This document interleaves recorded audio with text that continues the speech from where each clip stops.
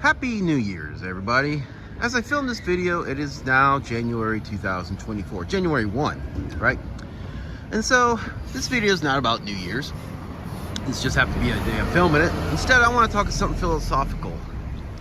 And this is for people who've lived in the Ville a long time, you were veterans, you served here, etc. And my question to you is commercialization, and that's the best way I can phrase it, is commercialization killing the Ville? And what I mean is this: if you've lived here for a long time, or you served here a long time ago, you see all these big buildings and stuff. This was all small buildings, right? And everything here was a mom and pop shop.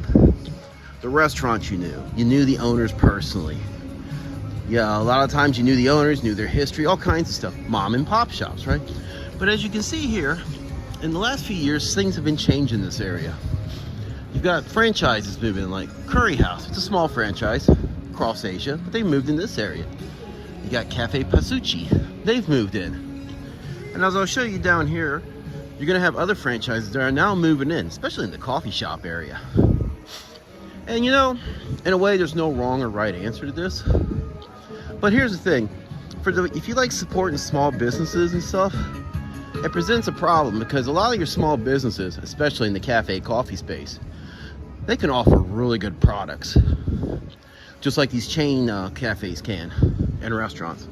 But man, they have to offer at a higher price. I mean, there's one thing I will say: when you look at some of these chains or franchises, you know, they can offer a good product. Sometimes it's cheaper, and quite frankly, it's popular. People like it, and that poses a danger for some of these little places. So let me poke around here. Let's look around here and I'll show you a couple places.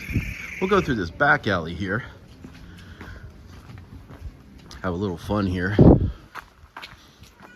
Yeah, you can even see one right over there, way in the distance. It's called The Last Drop. That's a big building. It's a double-story building. It's a coffee shop. Really good stuff, actually, but it's expensive.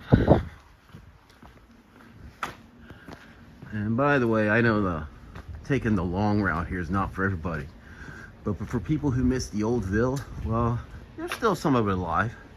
You still got your old houses and stuff. But yeah, check this out. For those who are familiar with this back area, that used to be a whole parking lot. Now it's getting turned into a park/apartment area. The Last Drop is that's all devoted to a coffee shop. Another cafe or something's built over there. This place is always changing. But let me get up here. Bad place, but this is a franchise. They got a few of these spread throughout Korea, Seoul, you name it. And it's in the back way here, but nonetheless, you have a franchise experience now you can come to instead of all the more expensive places, or potentially expensive. So that's just one example. Yeah, there's another place up there called Park Goon. It's a chicken place that moved in recently. I don't know if it's a chain or not, but it looks like one. Haven't eaten there yet, so I can't tell you. But I think it is. But it would be one more example. So anyway, let's go back down here. Because what I'm going to do is I'm going to get out of this alley, take a right. And I'm actually going to stop at one of these shops, because they have some good stuff here. All right, so here's a mom and pop right here. You got the Texas bar lounge. You got K Rico. Yeah, that guy K Rico, by the way, he comes from Mexico City, so he makes a lot of his stuff homemade, which you gotta really admire. Check this out. So you got the Pek de Bong with a lost dog running around. This is a big chain here in Korea. Yeah, see the Texas rib biscuit. You got the Texas place, you got K Rico, mom and pops competing with the big boys. So anyway, you got this place. He's all over. By the way, he's a famous chef here in Korea too. But look at that. See that Americano coffee? 1,501. I can't find any place here that sells that among these. And you got the place like 2U across the street, cafe and bar. That's how I think they compete. They're also a bar, which is pretty good, you know. Not that I'm into bars, but you know, if you got this, you have to find a way to compete. So what do? You differentiate yourself. So at least they're differentiating themselves. 2,501 over there for that place. So anyway, look at this.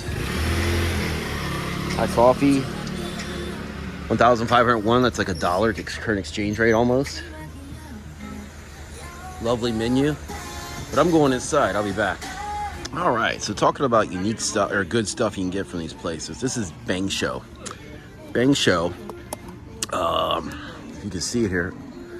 Got that cinnamon stick here. You got the raspberry there. So it's like a tea with cinnamon in it, or a raspberry tea. It's hot. It is very delicious. Great for a cold day. Low calorie, so you don't get all that stuff like all the sugars and stuff compared to the lattes. Man, it's a great product. And I love coming here. And to be honest, it's a strategic location. I come up around the corner. There it is when I go about my business. So they've got a great thing going on here. So anyway, you know, hey, competition for the little guy and gal. And I gotta say, it's kind of rough because I know like some of these people. I'm acquainted with them. And acquainted and some I know quite well. And it's just kind of like, I hate to see people getting run out of business. That guy down at Biltong Box, he was an English teacher. He's got a unique product. I think he's okay. But check this out.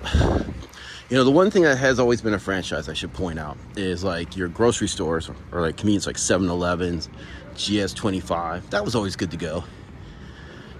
And I think chicken was always good. Nene Chicken, these other big brands they've had in the air, that was okay too. But look at this. What is this? Goobney Chicken. See, that's like a chain or something. That doesn't look like mom and pop.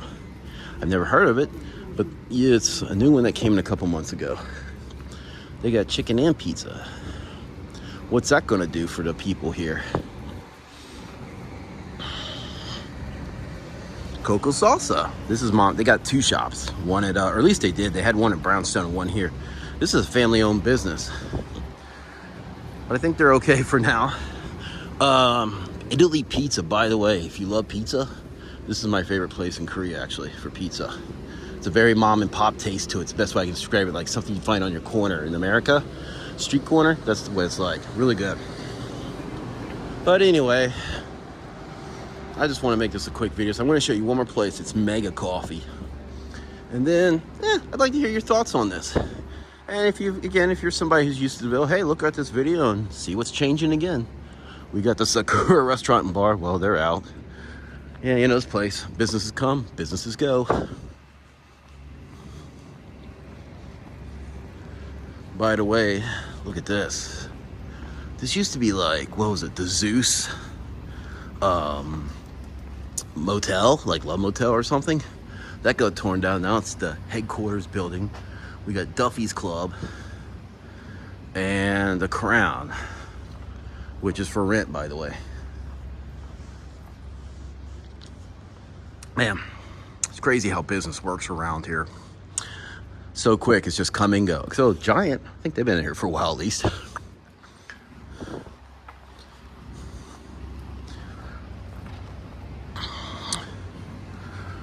So not to bore you too much, I'm gonna pause this video as I come around the corner and I'll kick it back on when I get up to our destination. Hold on.